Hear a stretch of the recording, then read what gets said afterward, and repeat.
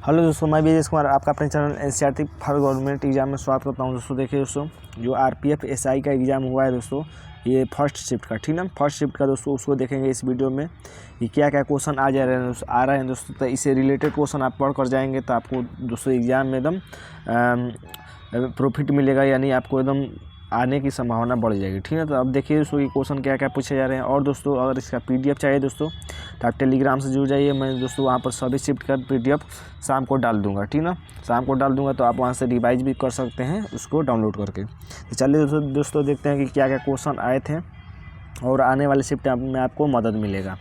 देखते हैं दोस्तों, पूछा था कि FIH पुरुष हॉकी विश्व कप 2023 का शुभंकर क्या था। तो देखिए दोस्तों 2023 का शुभंकर पूछा है FIH पुरुष हॉकी विश्व कप का, ठीक ना।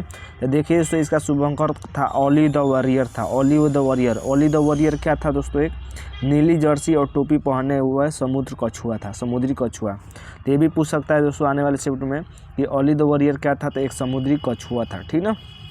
तो आपके एग्ज़ाम में जो ऑप्शन दिया होगा वही हो जाएगा, ठीक ना। तो और देखिए उसको याद रखिएगा कि जो 2023 का जो पुरुष हॉकी विश्व कप था दोस्तों, इसका आयोजन कहाँ हुआ था? तो उड़ीसा के भुवनेश्वर में हुआ था। उड़ीसा के भुवनेश्वर के बिरसा मुंडा स्टेडियम में, ठीक ना, बिरसा मुंडा स्टेडियम में दोस्तों इसका आयोजन हुआ था, ठीक ना। तो याद रखिएगा। और दोस्तों इसमें जर्मनी ने दोस्तों जीता था और बेल्जियम इसको हार गया था, ठीक ना। तो इसका विजेता कौन था दोस्तों? जर्मनी था, ये भी याद रखिएगा। शीर्ष स्कोरर याद रखिएगा दोस्तों आने वाले शिफ्ट के लिए कि शीर्ष स्कोरर कौन था, सबसे ज़्यादा गोल किसने दागा था दोस्तों? तो जेरेमी हेवर्ड ने डाला, जेरेमी हेवर्ड ने, ठीक। जेरेमी हेवर्ड ने दोस्तों 9 गोल दागा था, जो कि शीर्ष स्कोरर था। अगला देख लेते हैं दोस्तों क्वेश्चन क्या पूछा था। अगला पूछा था कि भारत के किस गवर्नर जनरल ने 1829 में सती प्रथा पर रोक लगाया था। तो ये भी महत्वपूर्ण क्वेश्चन है, कई बार दूसरे भी एग्जाम में पूछ चुका है, ठीक ना। तो आसान क्वेश्चन पूछे जा रहे हैं, कुछ हार्ड भी क्वेश्चन पूछे जा रहे हैं, तो आपको डरना नहीं है दोस्तों। आपको जाकर एग्जाम देना है, एकदम आपको एग्जाम में आ जाएगा क्वेश्चन। तो देखिए दोस्तों, किस गवर्नर जनरल को 1829 में सती प्रथा पर रोक लगाया था दोस्तों? तो लॉर्ड विलियम बेंटिंग। तो विलियम बेंटिंग ने दोस्तों 1829 में सती प्रथा पर रोक लगाया था। मोस्ट इम्पोर्टेंट है, इसमें महत्वपूर्ण योगदान किसने दिया था दोस्तों? तो राजा राम मोहन राय ने दोस्तों महत्वपूर्ण योगदान दिया था, ये भी याद रखिएगा, ठीक ना, जो कि भारतीय प्रचारक थे।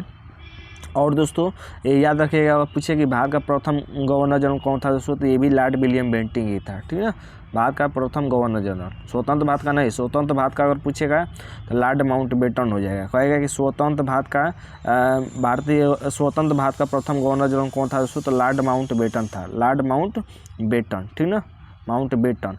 अगर ये पूछे दोस्तों कि स्वतंत्र भारत का प्रथम भारतीय गवर्नर जनरल कौन था दोस्तों? तो सी राजगोपालाचारी था, सी राजगोपालाचारी, ठीक ना। तो ये क्वेश्चन दोस्तों अगर आएगा तो छोड़िएगा नहीं, ये क्वेश्चन पूछेगा भी, क्योंकि पहले भी पूछ चुका है दूसरे एग्जाम में, तो आपके भी एग्जाम में ज़रूर पूछेगा। तो ये मेन क्वेश्चन है, आपको याद रख लेना है। अगला क्वेश्चन दोस्तों पूछा था कि भारत के किस राज्य में सबसे बड़ा रेलवे नेटवर्क है। तो देखिए दोस्तों, भारत के किस राज्य में सबसे बड़ा रेलवे नेटवर्क है? तो उत्तर प्रदेश में दोस्तों। देखिए अगर आपके एग्जाम में दोस्तों महाराष्ट्र दिया होगा ना दोस्तों ऑप्शन में, तो 100% बहुत लोगों ने दोस्तों महाराष्ट्र पर टिक किया होगा, जो कि गलत है, ठीक ना। उत्तर प्रदेश में दोस्तों सबसे बड़ा रेलवे नेटवर्क है, याद रखिएगा। कितना है दोस्तों? 9077.44 किलोमीटर है, 9077.44 किलोमीटर है सबसे बड़ा रेलवे नेटवर्क। जबकि दूसरे नंबर पर दोस्तों राजस्थान आता है। और दोस्तों बात कर लिया जाए कि रेलवे नेटवर्क के मामले में भारत का स्थान कौन सा है दोस्तों? तो देखिए रेलवे नेटवर्क के मामले में भारत का स्थान दोस्तों चौथे नंबर पर है। कौन सा है? चौथा नंबर है, ठीक ना। तो चौथा नंबर है, तो कौन है दोस्तों? तो पहले पर दोस्तों सबसे ज़्यादा बड़ा रेलवे नेटवर्क अमेरिका का है, उसके बाद दोस्तों चीन का है, उसके बाद रूस का है, उसके बाद दोस्तों भारत का है। तो ये भी क्वेश्चन मोस्ट इंपॉर्टेंट है, याद रख लीजिएगा आने वाले शिफ्ट के लिए। अगला देख लेते हैं दोस्तों। अगला क्वेश्चन पूछा था कि किस वंश के दौरान महाबलीपुरम मंदिर का निर्माण करवाया गया था। देखिए दोस्तों पल्लव राजवंश, उस समय राजवंश कौन था दोस्तों? तो पल्लव राजवंश था। पल्लव राजवंश के द्वारा ही दोस्तों महाबलीपुरम मंदिर का निर्माण करवाया था। अब पल्लव राजवंश का कौन शासक था दोस्तों?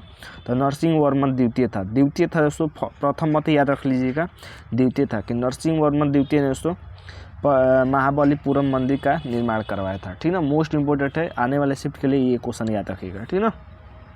अगला देख लेते हैं दोस्तों। देखिए अगला क्वेश्चन पूछा था कि गरीबी हटाओ का नारा किस पंचवर्षीय योजना में दिया गया था। तो ये भी मोस्ट इंपोर्टेंट क्वेश्चन है दोस्तों। देखिए गरीबी हटाओ नारा का बात कर लेते हैं दोस्तों। तो इसको दोस्तों 5वीं पंचवर्षीय योजना में दिया गया था, ठीक ना। 5वीं पंचवर्षीय योजना कब से कब तक चला था, तो 1974 से 1978 के बीच चला था। देखिए दोस्तों गरीबी को इंग्लिश में क्या कहते हैं दोस्तों, पुअर कहते हैं, तो POOR। तो पुअर में कितने शब्द है दोस्तों, 4 शब्द है। 4 में बस एक जोड़ लीजिए 5। तो इस तरह भी याद रख सकते हैं कि गरीबी हटाओ का नारा किस पंचवर्षीय योजना में, तो पुअर में 4 शब्द है प्लस 1, 5वीं पंचवर्षीय योजना में। एक और बता रहा हूँ दोस्तों, देखिए इसको याद रख लीजिएगा, आने वाले शिफ्ट में जरूर पूछे कि नाबार्ड की स्थापना किस पंचवर्षीय योजना में किया गया था। तो देखिए दोस्तों नाबार्ड की स्थापना, नाबार्ड में कितने शब्द है दोस्तों, 2 2 4 2 6 शब्द है, 6वीं पंचवर्षीय योजना में किया गया था, ठीक ना। तो ये क्वेश्चन याद रखिएगा, ये ट्रिकी है, ये पूछता भी है हर एग्जाम में और ट्रिकी भी क्वेश्चन है। तो गरीबी हटाओ वाला अगर पूछा है तो आने वाले शिफ्ट में नाबार्ड वाला पूछ सकता है, ठीक ना। अगला देख लेते हैं दोस्तों। अगला क्वेश्चन पूछा था कि भारत की न्याय प्रणाली कैसी है। तो देखिए दोस्तों भारत का न्याय प्रणाली कैसा है, तो भारत का न्याय प्रणाली दोस्तों एकल, एकीकृत और स्वतंत्र है, ठीक ना।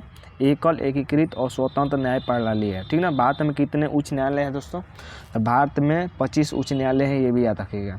उच्च न्यायालय कितने हैं, 25 हैं। अगला देख लेते हैं दोस्तों। अगला क्वेश्चन पूछा था कि अकबर के बारे में, कि अकबर का राज्याभिषेक कहाँ हुआ था। देखिए दोस्तों अकबर का राज्याभिषेक दोस्तों 13 वर्ष की अवस्था में हुआ था। तो एक क्वेश्चन ये बन गया दोस्तों, कहाँ हुआ था दोस्तों, तो 13 वर्ष की उम्र में 1556 में कालानौर के पंजाब में हुआ था, ठीक ना। कालानौर के पंजाब में दोस्तों 13 वर्ष की उम्र में अकबर का राज्याभिषेक हुआ था, ठीक ना। ये भी याद रखिए दोस्तों, सती प्रथा पर रोक भी लगाया था दोस्तों अकबर ने। सती प्रथा कर रहे हैं दोस्तों, जजिया कर पर दोस्तों रोक लगाया था, ठीक ना। जजिया कर पर रोक किसने लगाया था, तो अकबर ने लगाया था। किसने इसको चालू कर दिया था फिर आगे जाकर, तो औरंगजेब ने दोस्तों इसको चालू कर दिया था, औरंगजेब ने, ठीक ना। औरंगजेब ने आगे जाकर दोस्तों चालू कर दिया था। तो ये भी क्वेश्चन याद रखिएगा आने वाले शिफ्ट के लिए। अगला देख लेते हैं दोस्तों। देखिए अगला क्वेश्चन पूछा था कि तानसेन संगीत समारोह कहाँ आयोजित किया जाता है। तो देखिए दोस्तों ये प्रीवियस ईयर क्वेश्चन है, कई बार क्वेश्चन एग्जाम में पूछ चुका है कि तानसेन संगीत समारोह कहाँ आयोजित किया जाता है दोस्तों, तो मध्य प्रदेश के ग्वालियर में किया जाता है, ठीक ना। मध्य प्रदेश SSC के एग्जाम में कई बार पूछ चुका है ये क्वेश्चन। तो मध्य प्रदेश के ग्वालियर में दोस्तों तानसेन संगीत समारोह, जो कि 5 दिन का ये उत्सव होता है, इसको आयोजित किया जाता है, ठीक ना। अगला देखिए दोस्तों क्वेश्चन पूछा था कि गुरु पर्व किस सिख गुरु की जयंती के रूप में मनाया जाता है। तो देखिए दोस्तों जो गुरु पर्व त्यौहार मनाया जाता है दोस्तों, ये गुरु नानक की जयंती के रूप में मनाया जाता है, ठीक है ना। गुरु नानक की जयंती के रूप में। गुरु नानक कौन थे दोस्तों, तो गुरु नानक सिख धर्म के पहले गुरु थे, सिख धर्म के संस्थापक और पहले गुरु थे कौन, गुरु नानक थे, ठीक ना।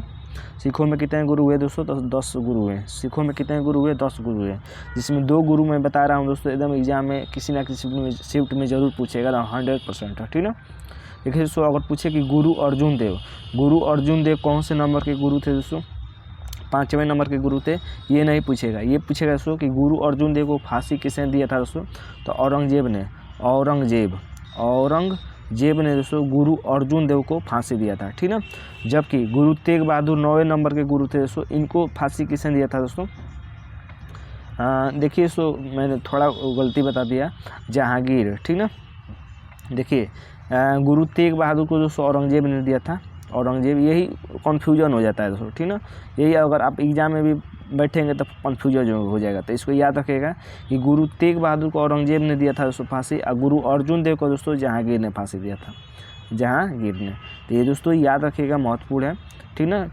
आपके एग्जाम में भी कंफ्यूज मत होइएगा जिस तरह मैं कंफ्यूज हो गया, ठीक ना। तो गुरु तेग बहादुर को फांसी किसने दिया था, औरंगजेब ने, जो कि 9वें नंबर के गुरु थे, और गुरु अर्जुन देव को फांसी किसने दिया था, जहांगीर ने, जो कि 5वें नंबर के गुरु थे, ठीक ना। तो ये भी महत्वपूर्ण क्वेश्चन है, याद रखिएगा आने वाले शिफ्ट में। अगला देख लेते हैं। देखिए दोस्तों एक DPSP के बारे में पूछा था। DPSP मतलब राज्य के नीति निर्देशक तत्व। तो राज्य के नीति निर्देशक तत्व के बारे में पूछा था, मैं बता दे रहा हूँ दोस्तों। राज्य के नीति निर्देशक तत्व की बात कर लेते हैं दोस्तों, तो किस देश से लिया गया दोस्तों, तो आयरलैंड से लिया गया है, ठीक है। आयरलैंड से दोस्तों राज्य के नीति निर्देशक तत्व लिया गया है। कहाँ से कहाँ तक है दोस्तों, तो अनुच्छेद 36 से 51 तक दोस्तों राज्य के नीति निर्देशक तत्वों का उल्लेख किया गया है, ठीक है। और किस भाग में है दोस्तों, तो भाग 4 भाग 4 में दोस्तों राज्य के नीति निर्देश तत्वों का उल्लेख किया गया था। क्वेश्चन तो नहीं मिल पाया, लेकिन इससे क्वेश्चन पूछा था, ठीक है। आने वाले शिफ्ट में भी पूछ सकता है। ये पूछा था दोस्तों कि बंग विभूषण पुरस्कार किस राज्य सरकार द्वारा शुरू किया गया। देखिए बंग विभूषण पुरस्कार की बात कर लेते हैं, तो पश्चिम बंगाल सरकार द्वारा शुरू किया गया, पश्चिम बंगाल सरकार द्वारा। अगला देखिए दोस्तों क्वेश्चन पूछा था कि भारत में पहली बार राष्ट्रीय आय का अनुमान किसने लगाया था। तो ये भी प्रीवियस ईयर है, कई बार दूसरे एग्जाम में पूछ चुका है। तो भारत में पहली बार राष्ट्रीय आय का अनुमान दोस्तों दादा भाई नौरोजी ने लगाया था, ठीक है। दादा भाई नौरोजी ने लगाया था। इन्होंने बताया था दोस्तों कि प्रति व्यक्ति आय 20 रुपया है। प्रति व्यक्ति आय कितनी है? 20 रुपया है।